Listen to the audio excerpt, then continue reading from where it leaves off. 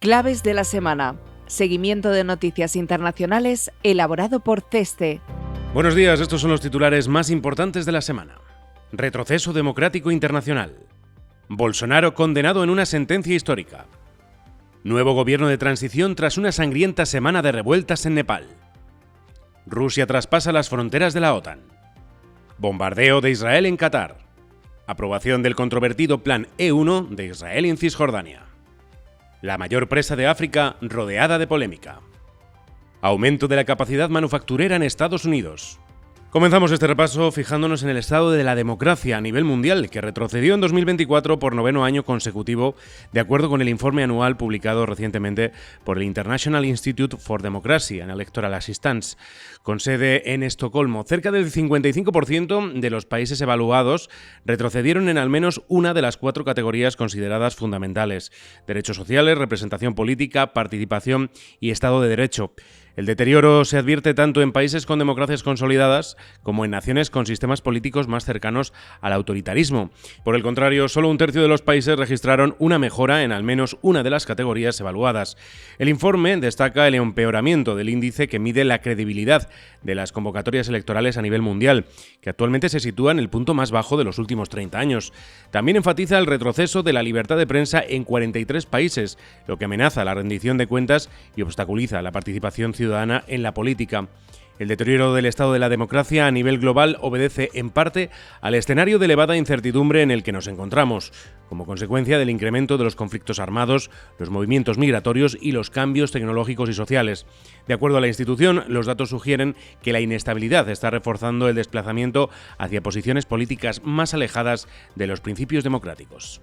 Nos vamos también a Brasil porque el Tribunal Supremo del país condenó la semana pasada al expresidente Jair Bolsonaro a 27 años de prisión por encabezar un plan golpista tras perder las elecciones de 2022 frente a Lula da Silva. Por 4-1, la Corte lo declaró culpable de 5 delitos, entre ellos intento de golpe de Estado, intento de abolir el Estado democrático de derecho y liderar una organización criminal. El único voto disidente del juez Luiz Fux cuestionó la competencia del Supremo y defendió que el caso debía juzgarse en primera instancia, lo que abre la puerta a una apelación que podría prolongarse hasta la campaña electoral de 2026. La sentencia, inédita en la historia brasileña, también alcanza a 7 excolaboradores de Bolsonaro, entre ellos altos mandos militares retirados y exministros de defensa, lo que marca un precedente al condenar por golpismo a oficiales de máximo rango. Con esta decisión, Bolsonaro queda inhabilitado para ejercer cargos públicos hasta 2060. La defensa calificó la pena de excesiva y anunció que recurrirá incluso en instancias internacionales. El fallo también provocó reacciones en el exterior. Donald Trump expresó sorpresa y defendió a su aliado, mientras el secretario de Estado, Marco Rubio, denunció una caza de brujas y advirtió que Washington responderá en consecuencia. El gobierno brasileño replicó que no se dejará intimidar y que el fallo busca proteger la democracia frente a intentos de la extrema derecha de socavar las instituciones. Y mientras, durante la última semana, Nepal ha sido escenario de violentas protestas que han dejado al menos 72 muertos y han tumbado al gobierno del primer ministro K.P. Sharma Oli. El estallido de ira popular se desencadenó inicialmente por la prohibición del uso de aplicaciones de redes sociales como Facebook, Instagram y X. Sin embargo, esto fue solo el detonante para dar rienda suelta a una frustración más profunda y generalizada por la corrupción gubernamental, el nepotismo y la falta de oportunidades económicas. Las manifestaciones se tornaron violentas cuando la policía respondió con fuerza, abriendo fuego el pasado día 8 contra los manifestantes frente al Parlamento. Los manifestantes incendiaron edificios gubernamentales, incluyendo la oficina del primer ministro y el Parlamento.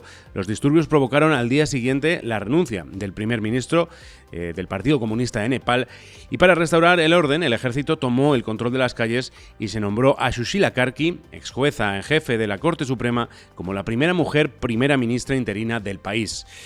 El gobierno provisional, cuya composición ha sido negociada con los manifestantes, ha ofrecido compensación a las familias de los fallecidos y se han programado nuevas elecciones parlamentarias para el 5 de marzo. La intervención del ejército, que ahora patrulla las calles, y el establecimiento del toque de queda han logrado restablecer el orden, pero el vacío de liderazgo en el gobierno genera una considerable incertidumbre sobre la estabilidad política. Llenar ese vacío será difícil, dada la generalizada desconfianza hacia la clase política en el país. Y un día más nos tenemos que fijar en el conflicto en Ucrania. Un dron ruso entró en el espacio aéreo de Rumanía el pasado sábado 13 de septiembre y fue escoltado por la Fuerza Aérea Rumana hasta abandonar de nuevo su territorio, una hora después. Se trata de la segunda violación del territorio de la OTAN por parte de Moscú en una semana, tras la entrada de un enjambre de unos 19 drones rusos en el espacio aéreo polaco 3 días antes. Los aviones de combate de la OTAN respondieron con el derribo inmediato de los drones rusos. La violación del espacio aéreo polaco supone el incidente más grave entre la OTAN y Moscú desde el inicio de la guerra de Ucrania y ha llevado a la alianza a desplegar una misión de refuerzo de la defensa en su flanco este. La operación denominada Eastern Sentry comenzó el viernes 12 y no tiene fecha de finalización. Están involucrados los ejércitos de Dinamarca, Francia, Alemania y el Reino Unido, que cubrirán desde el extremo norte hasta el Mar Negro y el Mediterráneo, cualquier lugar en el que se vea amenazada la seguridad de las fronteras por parte de los rusos.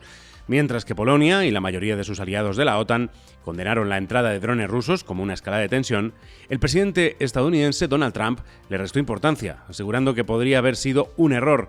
La pasada semana la Casa Blanca levantó algunas sanciones impuestas a Bielorrusia, estrecho aliado de Rusia, desde donde, de acuerdo con las autoridades polacas, se lanzaron los drones. Además, Bielorrusia y Moscú también han comenzado ejercicios militares conjuntos a 75 kilómetros al este de Minsk. Se teme que las maniobras puedan acercarse al corredor de Suwalki, un estrecho corredor en la frontera entre Polonia y Lituania que une Bielorrusia con el enclave ruso de Kaliningrado. El primer ministro polaco, Donald Tusk, ha calificado las operaciones conjuntas como muy agresivas. No es de extrañar, ya que las maniobras del ejército ruso y bielorruso incluyen una simulación de un ataque a los países de la OTAN. En respuesta, Polonia ha cerrado completamente sus fronteras con Bielorrusia y ha desplazado más tropas hacia el este, más cerca de su vecino. Lituania y Letonia también han cerrado parcialmente su espacio aéreo y han reforzado sus defensas fronterizas. La última vez que Rusia y Bielorrusia celebraron este tipo de maniobras fue en 2021, meses antes de la invasión de Ucrania.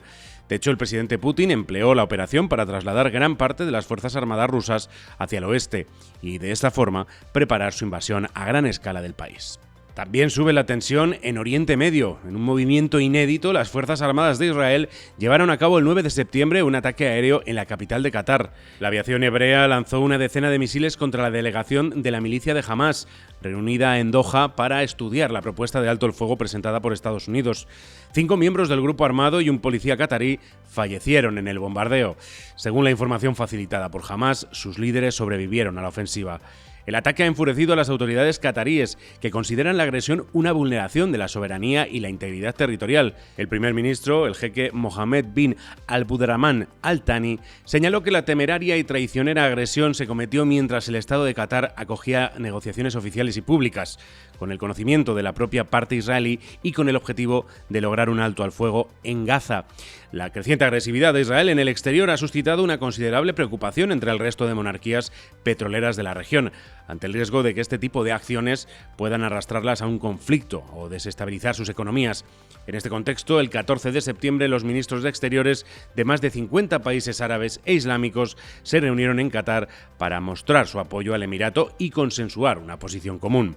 Por otra parte, el Comité Superior de Planificación de Israel aprobó el pasado 11 de septiembre el proyecto conocido como E1, que contempla la construcción de más de 3.000 viviendas en Cisjordania para conectar el asentamiento israelí de Male Adumim con Jerusalén. A finales de agosto, más de una veintena de países instaron a Tel Aviv a retirar el controvertido plan ante el temor de que el proyecto suponga en la práctica el aislamiento de Jerusalén Este y la división del territorio palestino, dado que bloqueará las principales vías de comunicación terrestre que unen las localidades del norte y del sur de Cisjordania. El origen del Plan E1 no es reciente, comenzó a diseñarse hace cerca de 2 décadas. Sin embargo, hasta ahora se había mantenido congelado ante el bloqueo de las anteriores administraciones norteamericanas. Durante la ceremonia de la firma del proyecto, el primer ministro Benjamin Netanyahu afirmó que cumplirá su promesa y no habrá Estado palestino. Ese lugar, dice, les pertenece. Nos vamos también hasta el continente africano porque allí Etiopía ha inaugurado oficialmente la gran presa del Renacimiento etíope. Un megaproyecto que lleva en construcción más de una década y que es la estación energética hidroeléctrica de mayor tamaño del continente. Localizada sobre el Nilo Azul, cerca de su nacimiento al oeste del país, la presa tiene una capacidad de producción eléctrica de más de 5.000 megavatios, lo que duplica la capacidad energética etíope. La financiación del proyecto se hizo principalmente de forma doméstica, con muchos etíopes comprando bonos dirigidos al proyecto. Por ello, la construcción de la presa ha tenido un enorme valor simbólico como ejemplo de unidad frente a las divisiones étnicas que marcan la historia del país. A la inauguración asistieron destacados dignatarios como los presidentes de Kenia y Djibouti o el presidente de la Comisión de la Unión Africana. De forma más sorprendente acudió también el presidente de Somalia, Hassan Sheikh Mohamud, que parece buscar un cambio de estrategia tras años de tensión con su homólogo etíope, Abiy Ahmed. La decisión del somalí no ha gustado en El Cairo, uno de sus principales aliados de la región, y que se opone firmemente al proyecto. Tanto Egipto como Sudán, atravesados por el Nilo en su camino al Mediterráneo, han criticado la presa desde su concepción, ya que temen que implique la reducción de los caudales de agua vitales para sus economías y sociedades. Esta semana los dos países lanzaron un comunicado conjunto en el que acusaban al megaproyecto de quebrantar la legislación internacional. En defensa de su tesis, El Cairo enarbola un tratado de la época colonial, firmado con Reino Unido, que concede un 66% del agua del Nilo a Egipto, un 22% a Sudán y el resto para su potencial evaporación, sin asignación a Etiopía. En la última década se han mantenido negociaciones para llegar a un acuerdo de gestión de los recursos hídricos, todavía sin éxito. Y finalizamos este repaso en Estados Unidos, donde el incremento de los aranceles, el aumento de la inversión extranjera y la depreciación del dólar están respaldando la competitividad del sector manufacturero. Ya durante la presencia de Joe Biden, el país experimentó un auge en la construcción de fábricas como resultado de los desembolsos de los distintos programas de apoyo público, lo que desembocó en una expansión sostenida de la capacidad industrial de Estados Unidos, la primera vez que ocurría desde 2008. Se espera que esta tendencia continúe durante el mandato de Donald Trump. La ley One Big Beautiful Bill Act contempla la deducción del 100% de los gastos de capital en fábricas y equipos de fabricación, lo que previsiblemente estimulará la inversión en equipamiento y construcción de nuevas instalaciones. Sin embargo, a pesar de que la capacidad industrial se encuentra en máximos, no ocurre lo mismo con la ratio de utilización, que en julio de 2025 se situó en el 76,7%, un nivel reducido en comparación con la serie histórica. El aumento de las instalaciones manufactureras enfrenta la falta de personal cualificado para trabajar en ellas. La consultora Deloitte pronosticó en abril de 2024 que el sector podría necesitar hasta 3,8 millones de trabajadores adicionales para 2033 y previsiblemente la mitad de los puestos no se cubrirán. Además, la política de deportaciones del presidente Trump agravará más si cabe la escasez de mano de obra, dada la dependencia de la economía estadounidense del trabajo de la población extranjera. La política migratoria también puede disuadir la inversión extranjera, como reflejan los incidentes de una planta de baterías para vehículos eléctricos en Georgia. Una redada en la fábrica, propiedad conjunta de Hyundai y de LG, terminó con la detención de 300 trabajadores surcoreanos el pasado 4 de septiembre. Por último, la política arancelaria aumenta los costes de las empresas que dependen de las importaciones y resta rentabilidad a muchos productores industriales. En resumen, los fabricantes estadounidenses aún tienen margen para ampliar su producción, pero se enfrentan a serias limitaciones de mano de obra e insumos, lo que va a obstaculizar el anhelado renacer industrial de la administración estadounidense. Y hasta aquí nuestro repaso de noticias internacionales. Recuerda que puedes consultar más desde el apartado de comunicación Claves de la Semana en nuestra web ceste.com. Hasta la semana que viene.